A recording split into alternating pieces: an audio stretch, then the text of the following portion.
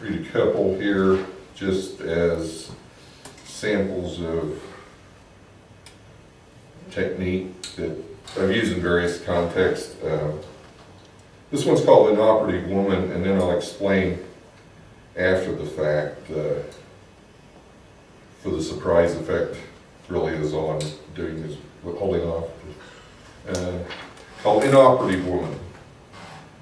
Inoperative woman stops of whom risoluto and est that impresses to the person recommend of tea astutely, only erroneous workstation of more, therefore a commerce under v est despite est, like that execution of est, possessing est, of destruction does not content its panel much and durm you, divers pins of the number that est, if est, despite does not correspond the praise in many of est you, if not trabal of that we with of direct will him of est good, good its personal bone like Yushu and the brain, that the part transmits untergebene, occasion, king and personnel, poison, war, desperation v with the ill destiny, that rhymes a little bit, ulteriorly of the disease of the vacations and opium, and that possible improvement of the interest, and derm for the enchantment est, that est to the vibration to compare we, then because salt, one tea leads short and eternal hours derm, and est the chord non-absolute aforesaid of the end in this, inoperative woman more. That was John Donne's Death Be Not Proud, submitted to Lost in Translation software.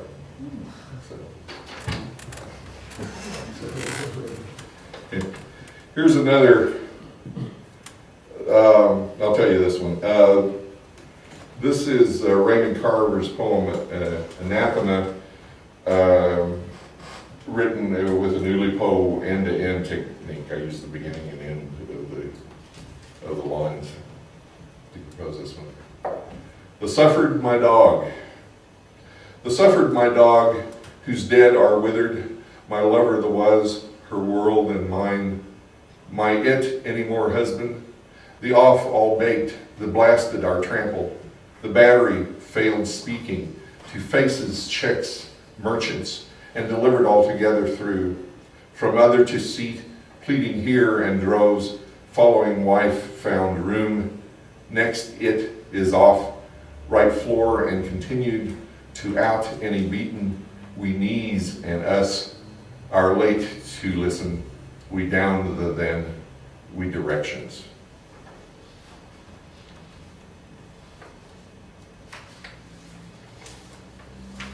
Okay.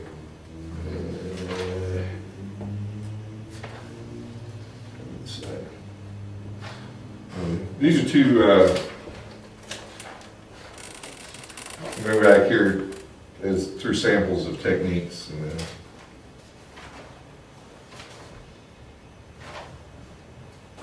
these are two asyntactical poems that I, let's see if I have the other one here. Excuse me. I'll let flip a bit. Here we go. These are two, I've been doing a lot of these lately. These are written after the manner of Jackson McLow's 20s. They are, he writes in 60-word patches. I write in 60-word patches. He writes in 100-word patches, and they're asyntactical poems where the I compose them using nouns, verbs, adjectives, and adverbs, but I don't worry about normalized syntax. I link the words based on intuition, sometimes on sound, sometimes on what the words kind of look like and how they're spelled. So this one is taken from Gulliver's Travels. It's called Roguery's Hogsheads. Roguery Hogsheads. I'm having trouble distance here tonight. Roguery hogsheads, strong stranger merry, arrived chains, chance countenance discourse chords added, hand hesitation, confessed successions conjecture, extraordinary short challenged, syllable victuals smell infamy, sublime metropolis public proper, curious forwards, right ariseth, favorite guilty, keep prepared lastly alike, great pandarism whatsoever, illustrious enough, posture skew tongs ranked, forbear bold drag diamonds customs, convincing perceived exactly throw, utmost impudence observe.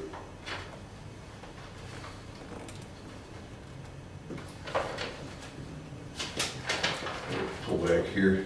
This is one I read for the Tulsa School Conference. Well, it's part of that group that I read for the Tulsa School Conference. And I drew this one from the collected poems of Ted Berrigan, since it was centered around the Tulsa School writers, particularly Ted Berrigan. This one's called Decay Baiter. Decay Baiter Gala Matinee, Rainway Wade Haze Stains, Atonal Rape Delicate Harum Scarum Grackle, Bangs Strangled Hidden Detached, Orange Colonnade Chatters Murmurs, Curled Oxblood Spreads Buckled, Strides Fold Fondle Sock, Polytonic Brooklyn Gunfire Bite, Twine Clown Billowing Swoot, Silken Geometric Notebook Trembles, Bumble Beggars Oolaga Throbbing, Dung Heap Congealed Midget Marvelous, Spouts Posits Jelly, Dolls Ticonderoga Refurbishes. I won't worry about that. Now, this is a more or less normal poem that I composed based on one of Jackson Maclow's 20s, 20s number 5. It got into the Journal Ixnay a few years back. It's in one of the collections. This is, the title of this is False Translation of Maclow's 20s number 5. A precipice when ice clinks in the Manhattan, vertigo at 5 o'clock. Power walk past tattooed dishwasher nodding to his Sony arms plunged in foam. A place a man can walk, that dead space just beyond the link fence where rabbit left some fur behind. Ghosts of abandonment over piles of rubble on Saturday afternoons. 6 months and folk talk, bait shop dirty sneakers.